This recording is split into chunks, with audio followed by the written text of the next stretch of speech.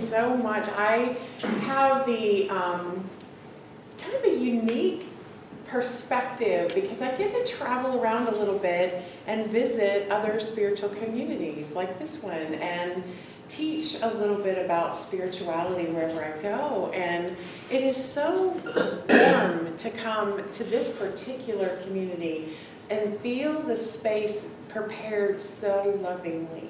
The music and the meditation and all the intentionality that's in this place, I can really feel it. So thank you so much for having me and for being willing to have a lesson like this one this morning.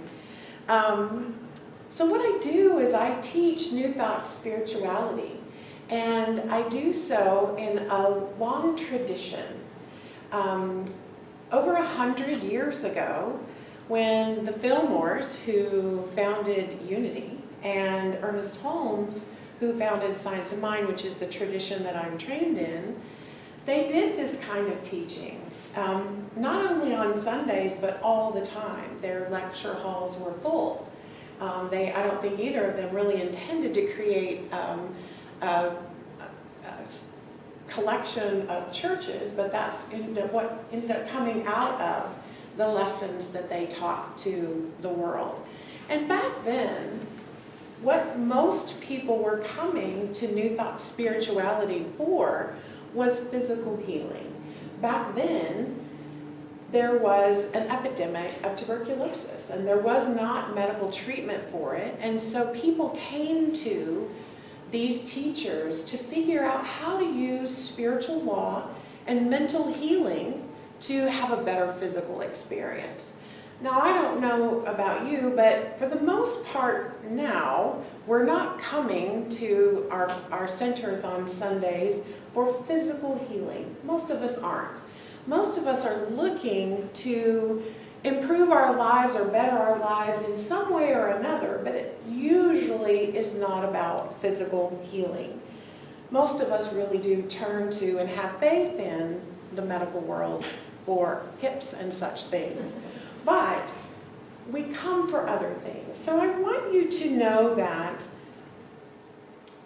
people come for a healing of perhaps a broken heart, or perhaps looking for purpose in a career, perhaps to use spirituality to make sense of what's going on in the world, perhaps to find purpose or financial health. There is typically a reason that you come into a New Thought teaching such as this one. Because each of us have a longing inside of ourselves to better ourselves. That's part of being human, part of being alive. And I guarantee you, each and every one of you have something in your hearts that you are wanting to move forward or ease or improve, because we all have that longing inside of ourselves for a new level of freedom or a new level of functioning in our lives. So I want you to think for a second, because it will be helpful as I go through these keys to the kingdom, as Mimi called them, to be thinking of something in your life that you would like to work on. So get that in your mind. Like, is it a job, a relationship, financial health, a move, a change of some sort? And get that in your mind as I go through. Because what I'm going to do is I'm going to talk this morning about 7 keys that I teach in classes and things like that about using spirituality to actually improve your life and actually apply the kinds of things you hear on a Sunday to your actual living. And the first key that I really want you to get an understanding of is that God is all there is. God is all there is. And when we have that first key to spiritual living in place, it opens a door for a better way of living. So in order to have that thing that you have considered for your life, I invite you to know that that thing is of God and from God. Because everything is of God and from God. So we know at a scientific level that at the very smallest level, everything is made of light, is made of energy. And some scientists call it the God particle, the quanta of energy. And so when we know that everything we feel, everything we experience, everything is God, then we know that this is a field of energy that we are working with. So when you think of the thing you want, underneath the thing you want, there is a feeling that you hope that thing or that situation will bring to you or bring more to you. So perhaps that feeling is love. Perhaps that feeling is peace. Perhaps that feeling is wholeness or freedom or abundance. But whatever that feeling is, beneath the thing that you want, that feeling is of God. When you feel those things that I just mentioned, peace, love, freedom, wholeness, you're connected to that God quality. And all of those feelings are energetic. So, it all boils down to God. And that's the oneness that we teach about, that unity that is in your name. That is what that's about, is realizing that we're all connected by that one energy that we call God. And when you really understand that first key, you can move to the second key. The second key is that you are creative. And I want you to know your creative power. So once you know what you want, and most importantly, you know what you want to feel, then you must know that you have the creative power to bring that feeling into your life. Because as I said, this is a universal field of energy, and you're a part of that universal field of energy. You're a participant in it. What you send out into the energy field is what is going to come back to you. That's a spiritual law. You create what comes into your life by what you send out in your life. And when you know that, and you harness that power, you have greater ability to bring into your life what it is that you want. So pay attention to what you think about. Pay attention to what you talk about, what choices you make, and very importantly, how you interpret how life works. Because how you interpret how life works is how life works for you. You always get to be right. And so when you're paying attention to that, you're being more mindful of the ways that you send energy out into the world. So you are creative. So get back to that thing that you said you want in your mind. Whatever that feeling is that you say that you want more of, start choosing to feel that now. That's where your creative power lies. So if you desire more love in your life, be more loving. Send more love out. If you want more security, then identify all the situations in your life where you do feel secure and start talking about that and start leaning into those feelings of security. Begin to daydream about the feeling that you want intensifying in your life. And the third key will help you do that, because the third key is wake up and stay awake. Wake up and stay awake. If we're trying to be more intentionally creative in our lives, we have to be awake and aware. We just have to be. You have to raise your awareness of the energy that you're sending out, of the thoughts that you're sending out. Being mindful of that more and more.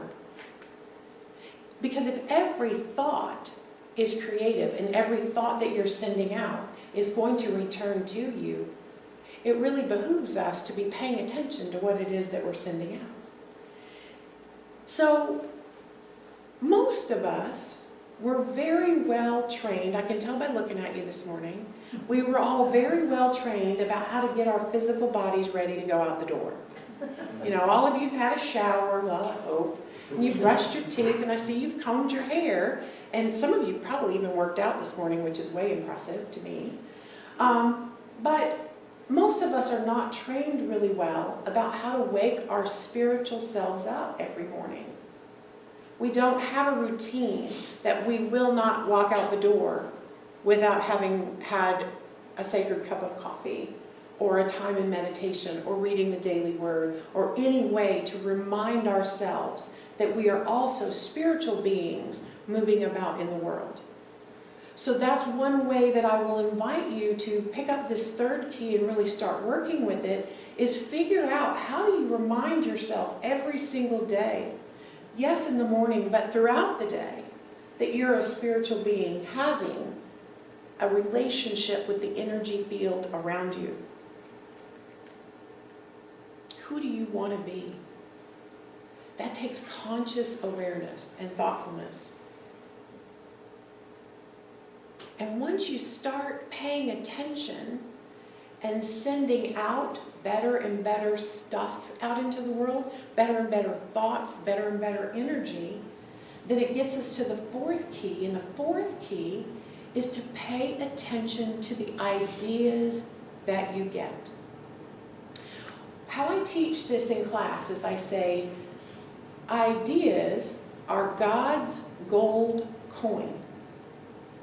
Now, typically, the good that you desire, the thing that you identified, is probably not going to be delivered onto your doorstep by an Amazon drone. I mean, chances are that's not how it's going to come to us. Typically, our good, our better life, whatever we want more of, will show up for us in the form of ideas. We all have ideas. We have these fleeting thoughts that come through this idea to do something or say something, and most of us brush them aside and don't pay attention to them. But we've got to learn to listen to that little inner voice inside of us. I love that you spent some time in meditation this morning, because there's no better way to listen. One thing that kind of keeps us from listening to our inner voice is all of our screens. We have screens around us of every size, big ones, little ones, tiny ones, watch ones. We have screens constantly talking to us, constantly giving us information. And if that's where you're getting all of your information, some ideas will come through that, but the richest ideas, the ideas that come from the divine, are coming from within us, and we have to pay attention to them. And I invite you to do that, pay attention to your ideas, no matter what time of day they come to you. So I'll tell you this funny story, true story. I don't know how many of you saw the movie called This Is It. It was a documentary about Michael Jackson. When Michael Jackson died, they were in the middle of filming getting ready for his concert tour called This Is It. So they named the movie This Is It. So I actually went to see it. I was actually a Michael Jackson fan. I thought he was one of the most creative beings on the planet. And when I saw this movie, there was a little just bit of the movie that just struck me.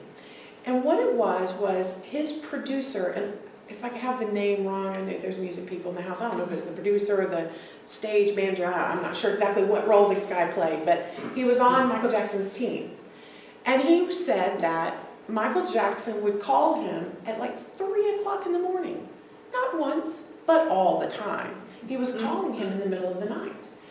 And you get the opportunity to work with Michael Jackson and you're in that kind of role, you're like, okay, well that's just what it takes, right? So he patiently answered Michael's calls all the time in the middle of the night. And finally, the producer felt like he had a strong enough relationship with Michael that he could possibly make a suggestion. So he's like, Michael, do you think it might be possible? My wife would really appreciate it if you would not call me at 3, but if you would just call me at like 9, that would be so helpful. And Michael says, no, actually I can't. Because when God gives me an idea, I have to act on it. Because if I don't, he will give it to Prince. True story. True story. And we kind of laugh and it's kind of funny, but how many of you have had an idea, hesitated, not done it, and watch someone else take your idea and live it. Yes. You've done it. You've had that happen. And you think, "Ah, that was my idea. I knew I could have done it. But what happens is we are setting an intention, praying, whatever you want to call it. We're working with ourselves to say, this is what I want. And then we have ideas that are divine ideas. And then we talk ourselves out of them. It sounds something like, I don't know how to do that. Oh, I don't really want to change my life that much. I just wanted to change this little bit. Or, that sounds uncomfortable. Or, who am I to suggest that? Or, I don't know if that person would even take my call. Because you'll get an idea to call somebody or speak up in a meeting or whatever. But we have to remember that the spiritual truth is that we are connected to the universal energy of the all. The entire field of possibility is connected to us. And so the ideas that come to us are for us. And that's the fourth key, is to pay attention to the ideas that you get. Now the fifth key is going to sound like something you've heard a lot about, I know, because you're sitting here today. And that is practice gratitude. Gratitude is a core of all spiritual teaching because it is powerful. It is powerful. The highest vibrating emotion is gratitude. You cannot feel gratitude and feel anything less than gratitude. You can't mix gratitude with other things. Gratitude is pure. If we only spend time thinking about how our lives are not working, we're only going to draw to us more of that not working. But if we can turn and focus our attention on the things in our lives that are working, even to the tiniest detail, then we will draw more of that working into our lives. Gratitude signifies to God, signifies to the universe, that I can see the good in everything I have, and I'm ready for more. I'm ready for better. I'm ready for a higher possibility. If you are grumbling and can't see the good in what you have, then you're not done working with what you have. Because that's what we are in our situations for, is to learn more about love and appreciation. And so if we can't see what to love and appreciate about what we have, then we still have to work with that. When we've mastered that and we can come to the love and gratitude, more can come into our lives.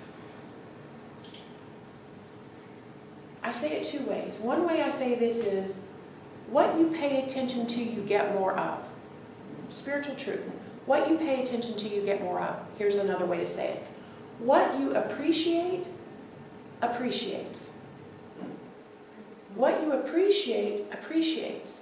So verbally appreciate, say it out loud, express it, write it, talk about what is working for you. Now if you go back to the thing that you want in your mind, take a look around your life and see how you already have it. In another form perhaps, but you have it. So if you want more love in your life, be incredibly grateful for all the forms of love that you do have. If you want more financial security in your life or financial abundance, be grateful for every little bit that you have. If you want a new job, be eternally grateful for the job you have or the jobs you have had. Because if you haven't appreciated that, then you're not ready for something more. If you want freedom in a specific area of your life, identify the ways you feel free and lean into those feelings. And if you want more peace, then find all those moments of peace and lean into those as well. So the fifth key is to practice gratitude. The sixth one is to celebrate your life. The sixth key to spiritual living is very, very telling. Life gives each of us the same measure of energy. We are each given the same breath of possibility. Nobody gets more breath than the other. It's the same breath, the same life. And we have free will as to how much of that energy and to what intensity we participate in the laws of life. How much do we participate? The more energetic we are, the more life responds to us. Think about that for a second in your life. In the areas where you're fully engaged, life is really engaged back with you. In the areas you've slacked off and holding back, it's not as engaged with you. Here's the deal though, we get old, don't we? We age. We age, and many of us reduce the amount of energy that we send out in our lives. We kind of get burned out, so to speak. Actually, we just get tired, don't we? We get tired. So how have you stopped celebrating your life? Here's a good one. When's the last time you allowed yourself a full-out birthday party? Or celebrated some accomplishment in your life without kind of pulling back and like, oh no, it's okay. No, really lean in and celebrate. Valentine's Day was this week.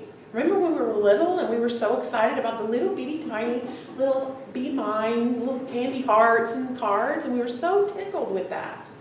But something happened along the way. And we kind of like got used to it and, oh, it's just another day, it's a Hallmark day, I'm not into that, whatever.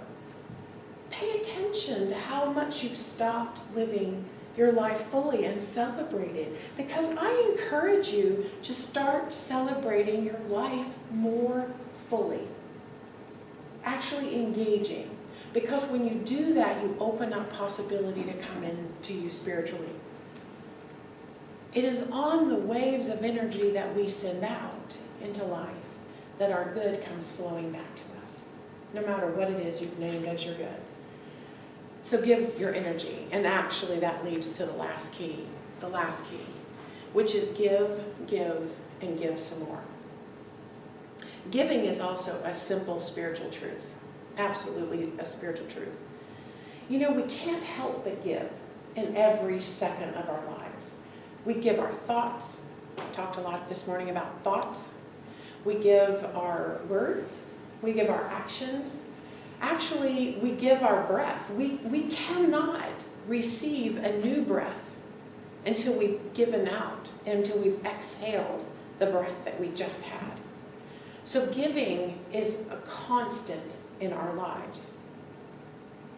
Yet most of us are clinging to the good that we have.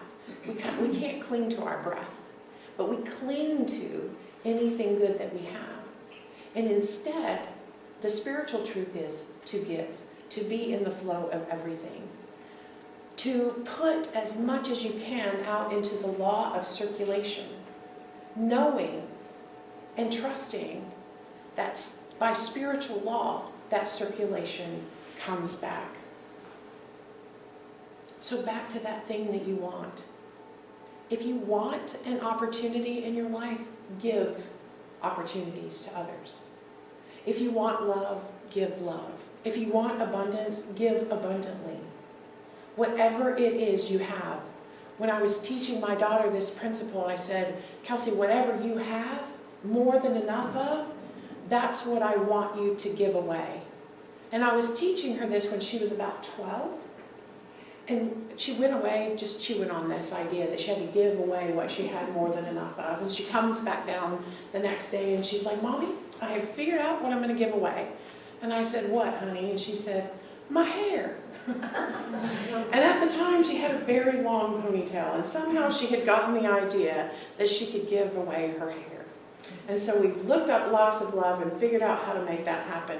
And I can tell you that was a very joyful moment as a mom to watch her, to learn the lesson that you give what you have more than enough of, even if it's hair. And I can see by looking around the room, some of you can't do that one. But I encourage you to give what you have more than enough of and know that it is the law of life.